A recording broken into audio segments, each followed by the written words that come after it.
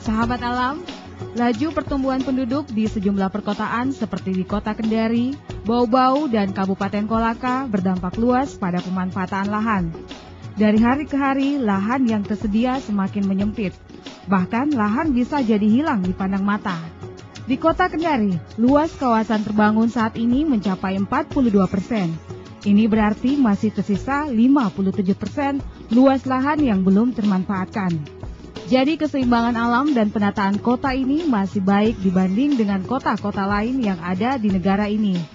Namun, jika pemerintah dan masyarakat lengah tidak punya kemauan untuk mengatur lahan-lahan terbuka ini, maka 5 hingga 10 tahun ke depan potensi munculnya ancaman kerusakan lingkungan dapat terjadi. Dalam edisi kali ini Pro Alam, kami akan mengajak Anda mengetahui bagaimana perhatian masyarakat dan kebijakan pemerintah Kota Bau-Bau, pemerintah Kota Kendari, dan pemerintah Kabupaten Kolaka dalam melaksanakan konsep tata ruang yang ideal bagi pertumbuhan suatu wilayah. Selamat mendengarkan program ini dan mari tetap bersahabat dengan alam.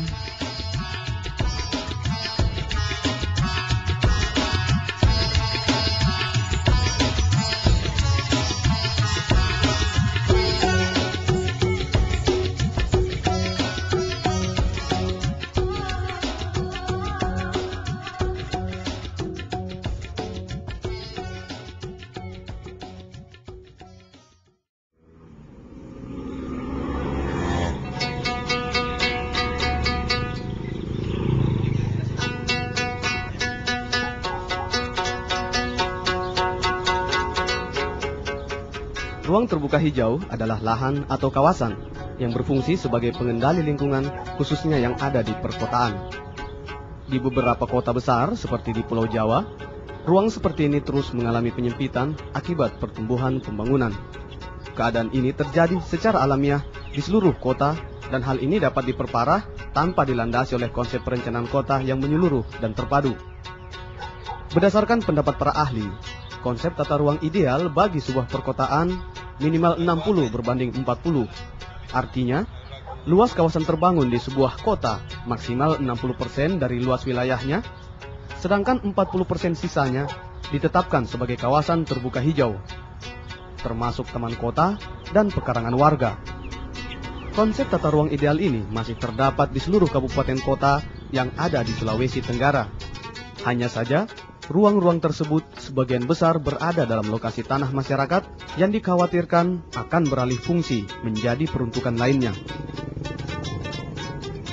Ketua Program Studi Manajemen Hutan Fakultas Pertanian Unhalu Safril Kasim mengungkapkan beberapa fakta ruang terbuka hijau dan taman kota di Kendari yang kini sudah beralih fungsi. Banyak jalur hijau kita itu sekarang sudah menjadi kawasan pemukiman masyarakat. Kemudian juga di sekitar sempadan Sungai Wanggu kita menyaksikan garis sempadan yang sudah diatur berdasarkan undang-undang itu juga sudah tidak diikuti pada kenyataannya.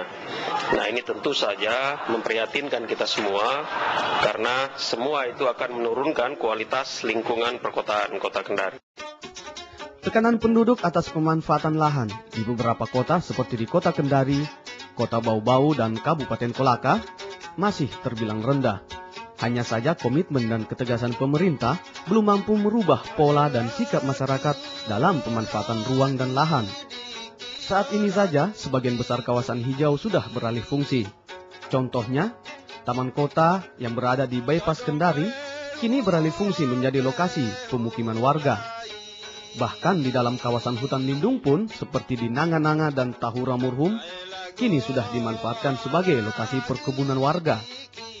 Direktur Perkumpulan Yascita Mitsan mengungkapkan, laju pertumbuhan penduduk yang berkembang selama ini telah memaksa peruntukan ruang-ruang terbuka hijau menjadi mengecil serta mempengaruhi kebijakan pemerintah untuk mengatur konsep tata ruang kota yang ideal. Pasti semua orang di Sulawesi Tenggara lah mengetahui bahwa pertumbuhan penduduk maupun pembangunan di Kota Kendari cukup pesat. Nah, sehingga kecenderungan untuk pembukaan lahan atau konversi lahan cukup besar yang digunakan untuk perumahan maupun untuk bangunan-bangunan baik ruko maupun daerah perkantoran.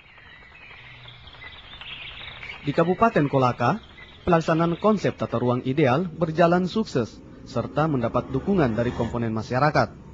Karena sebagian besar ruang terbuka hijau adalah tanah pemerintah yang sudah dibebaskan.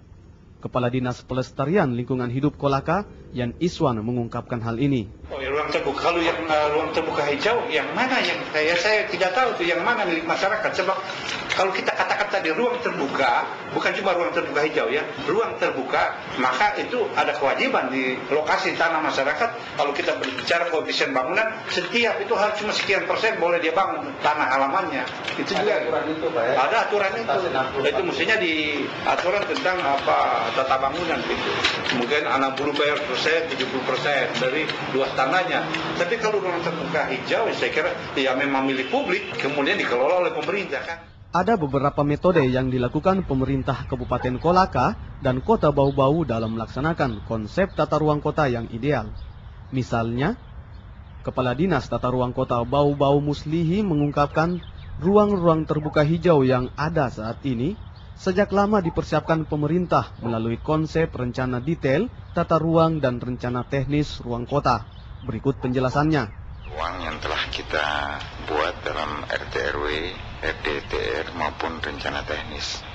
RT/RW rencana tata ruang wilayah, kemudian RDTR rencana detail tata ruang, ditindaklanjuti dengan rencana teknis ruang. Kemudian masalah kawasan hijau, jauh-jauh hari memang kami sudah persiapkan di mana daerah-daerah kawasan hijau sesuai dengan RDTR kami ataupun dalam RT/RW.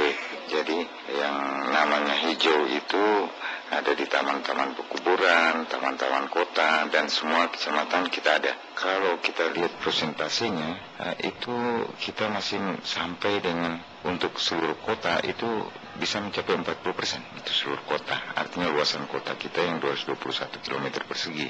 Jadi daerah hijau kita ya untuk bau-bau kita tidak memprihatinkan lah gitu. Jadi adapun di kawasan-kawasan yang dimiliki oleh masyarakat itu kesepahaman tentang hijau itu memang dari dulu sudah ada. Jadi kita tidak repot kalau untuk daerah Buton ini. Itu yang biasa disebut tanah kaumbo. Tanah kaumbo itu sebenarnya tanah-tanah yang untuk kawasan-kawasan hijau tadi.